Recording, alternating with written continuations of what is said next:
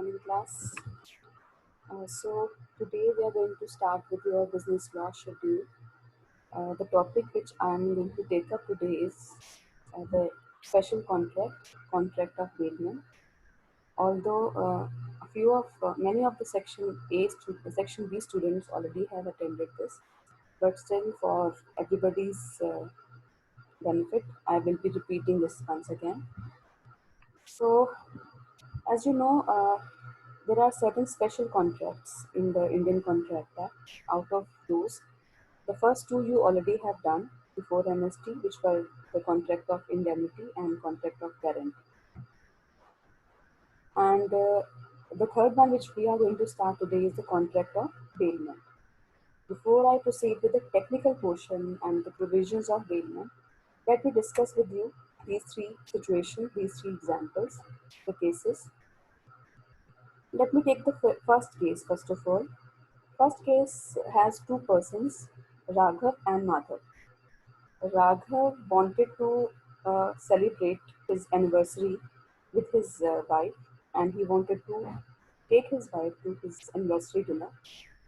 And for that, he needed a car because his car was out of operation. So he went to his neighbor, Madhav, and requested him to borrow his car. Madhav said, "Okay, no issues. You take away my car, but please don't ride my car on the highway. And also, please return before 11 p.m. because we don't remain awake that much late." So these two things were discussed between those two people, and then Madhav gave away his car's keys, and Raghav took away the car. First situation: two parties, and there was a dealing of taking the car of somebody. Madhav. Madhav was the owner of the car, and Raghav took away that car from Madhav. Let me take the second case now. Same person, Raghav.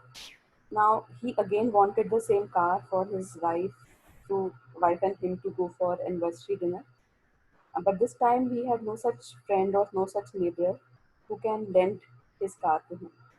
So he went to a car taxi hire services person, Saurabh, who was in his acquaintance. And he wanted Saurabh to give a car on taxi on hire for this visit. And Saurabh said, "Okay, you can take the car on hire, and it will be on hourly basis." And then he also sent him the message which mentioned that what are going to be the hire charges per hour, and that way the car was given away. Now in both these cases, there are two persons involved. One person who's the owner of the car, the other person who wants to use that car. Now the person who's the owner of the car, he took away the car, he gave away the car to the other person. Now in this case, the two persons which are involved here, they are the parties of this contract. And the contract here is the contract of bailment. Now what is bailment? From here, bailment means when there is a contract for delivery of certain goods from one person to the other person with some purpose in mind. And now in this case, the purpose was to take the car to go on dinner with the wife, and you have told that I wanted this car for that purpose. That means, in unsaid words, you also are saying that the car that you are giving, that will be taken back after that purpose is accomplished, or you have to return that car after that purpose is accomplished. So in this case, what happened that the two parties involved, in which the first party, Madhav, first case, second case, the party Saurabh. They are the owner of the car, and they are the transferor of the cars also. They are transferring their car's possession to Raghav. So the person who transfers the car, transfers anything to somebody else, is called a bailer in a contract of bailment. Second person, who is the recipient, who is given that possession and who is not the owner, but he is going to use that car. That person, Raghav, is called the bailee. Bailee is the recipient of the goods involved in that contract. And in both these cases, after the purpose of dinner is accomplished, Raghav is supposed to return the car back to Madhav. In the second case, he is supposed to return the car back to Saurabh. But there are two differentiating things in the first and the second case. That is, in the first case, Madhav, being your friend and neighbor, is not going to charge anything for the car. But in the second case, Saurabh, who gives generally the cars on hire, he is going to charge something from you. That means in the first case, the consideration is missing. In the second case, the consideration is present. So in this case, both are the contracts of bailment. One contract is without consideration, the other contract is with consideration. Right? Moving on. A third situation also I have mentioned here, that the third situation shows the case third, in which there was a person, Gaurav. He had a pet and he had to go on an official visit abroad for a week, and he was very much worried as to who is going to take care of his pet because he was living all alone in his home. So he thought about his next door neighbor, Dinesh, and told him about this problem that he was facing. Dinesh said, "No issue. You can give your pet to me in your absence. I'll take care of your pet." So he gave away the pet, told Dinesh about the daily routines of that pet, and he left for his destination. Now, for this 1 week time, Dinesh was to take care of that pet, keep that pet with him, feed the pet, bathing Bedi expenses इनकर करने थे, इसके लिए soap लेके आना था, इसको look after करना था. और out of those 7 days, on the fifth day, the pet fell sick. Because he was taking care of the pet, Dinesh was also supposed to expend some expenses on the medical expenses of the for that pet. So he had to visit a doctor and he has to incur the medical expenses.